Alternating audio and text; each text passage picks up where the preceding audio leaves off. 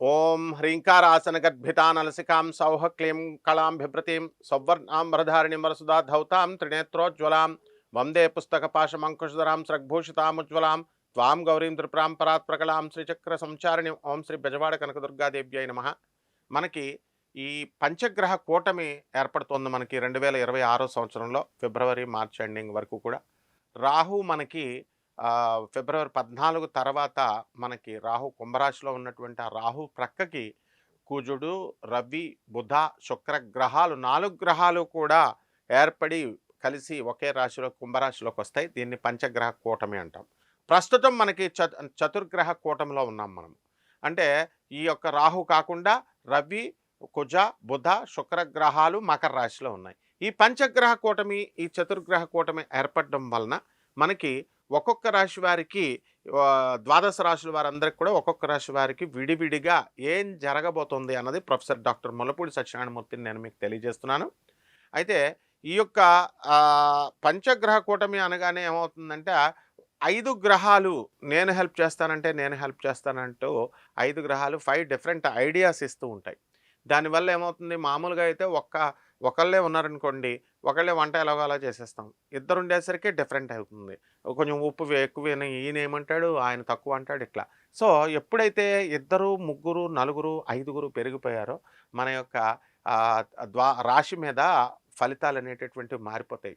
So దీన్ని too many cooks spoil the broth అన్నట్టుగా మనకి ఈ యొక్క ఐదుగురు కలిసి మనకి ఒక్కొక్క రాశి వారికి మేలు చేస్తాయి, ఒక్కొక్క రాశి వారికి హాని చేస్తాయి, ఒక్కొక్క రాశి వారికి న్యూట్రల్గా ఉంటాయి. ఈ విధంగా ద్వాదశ రాశుల వారికి ఒక్కొక్క రాశి వారికి ఏ విధంగా ఉంటుందో నేను చెప్తాను. మేషరాశి మేషరాశి వారికి ఏలినాటి శని ప్రభావం జరుగుతోంది. దీనివల్ల మనకి అందరి చేత కూడా అపనిందలు పడడానికి అవకాశాలు ఉంటాయి. కాబట్టి జాగ్రత్తగా ఉండాలి పంచగ్రహ కూటం వల్ల.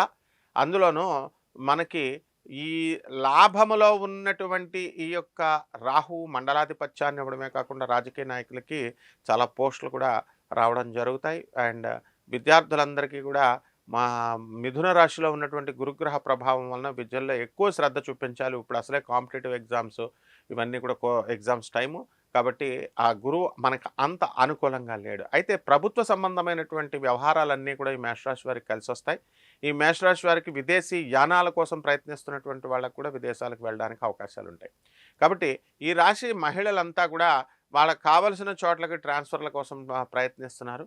అటువంటి వాళ్ళందరికీ కూడా మీకు అవడానికి అవకాశాలు ఉన్నాయి. వివాహాలకు సంబంధించి మీరందరూ కూడా వివాహాలకి చక్కగా అవడానికి అవకాశాలు ఉన్నాయి. ఫిబ్రవరి 1 తేదీ దాటిన తర్వాత మనకి శుక్రగ్రహం మూడమిపోతుంది. అక్కడి నుంచి పెళ్ళిళ్ళు ఇవన్నీ కూడా సెట్ అవ్వడానికి అవకాశాలు ఉంటాయి. పరిహారాలు వచ్చేసరికి మనము ఈ శని జపం చేసుకోండి, శని స్తోత్రాలు చదవండి, శనికి కిలోంపావు నల్ల నువ్వుల్ని, నల్లని వస్త్రాన్ని పేద బ్రాహ్మణులకి శనివారం నాడు ఉదయం 8 గంటలకు దానం చేసుకోండి. రావి చెట్టు చుట్టూ ప్రదక్షిణాలు చేసుకుంటూ ఓం శనేశ్వరాయ నమః అంటూ చేయండి.